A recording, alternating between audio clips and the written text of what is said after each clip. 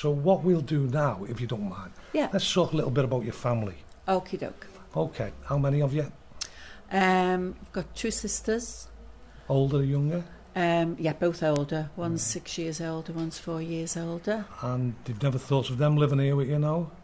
My oldest sister was in sheltered accommodation as well, but a much smaller one than here. I see. Hasn't got the amenities that it's got here now? No, none at all, actually. Well, tell me about your mum and dad. Go on. I don't really know what to tell you about them. They're dead now, obviously. You know, my dad died when he was 96. My mum was only 79 when she died. So your dad obviously served in the war, the Second World War anyway? He didn't actually, because he had a terrible accident as a child. Oh. So he didn't actually go away to war. He was badly disfigured in an accident as I say a child. He was about 12 years old and he was out at work. He was already working. Yeah. He'd left school, you know. And he had a dreadful accident in his workplace and spent his whole life going to hospital for different surgeries and so on. That must have been hard on you, but especially on your mother, you know.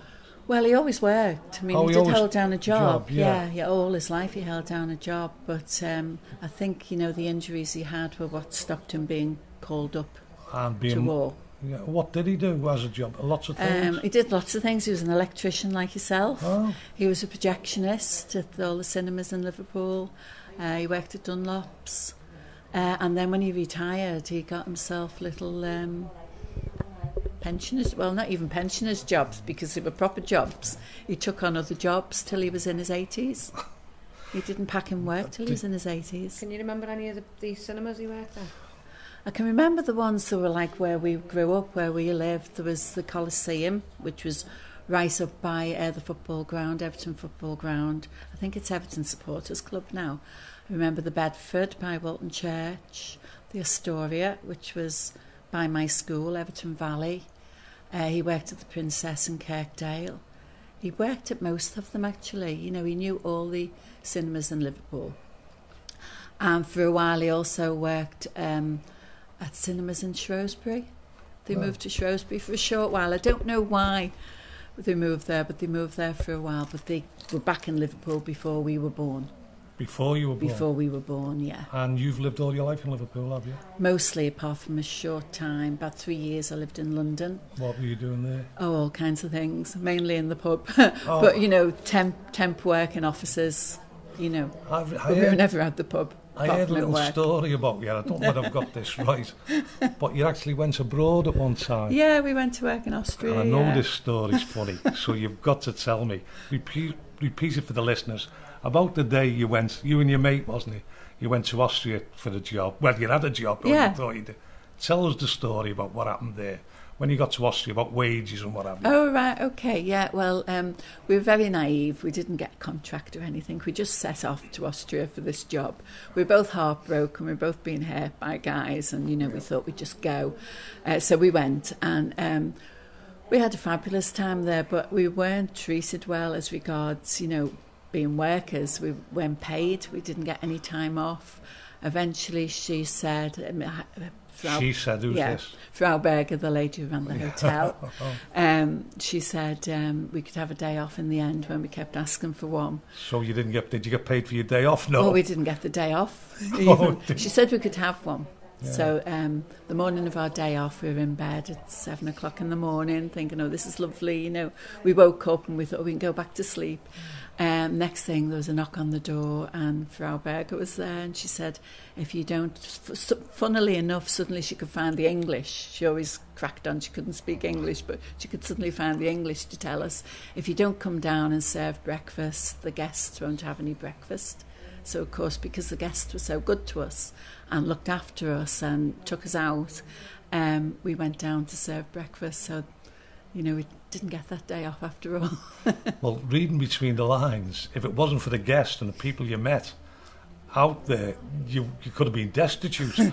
Well, yeah, we could have still been there because she just wouldn't pay us. Our plan was, our big plan was we'd work in Austria for the winter, and then we'd have saved a lot of money, we thought, and we could go to Italy in the summer. But we were just penniless, basically. She just wouldn't pay us, and we had no way of things were different then. You know, we couldn't contact home. My parents didn't have a phone, like a lot of parents didn't back then, and there was no one we could turn to, really. But you don't seem to hold any grudges. You seem to have still enjoyed yourself. We had a brilliant time because we were young. We just went out every night with the guests. They took us out. We didn't finish work till 9 p.m. and the guests always waited for us. And this isn't just one group of guests. It was every group of guests that came. One lot went, next lot came, and we thought, oh, the next lot can't be as good as the first lot. But they always were. They were always lovely, friendly people, and they were all from the south of England. Oh. So this myth about Southerners not being friendly and warm, we didn't find that at all. Well, how did you manage to get home with your air tickets in the end? Well, the holiday rep said to us one day, do you want to go home?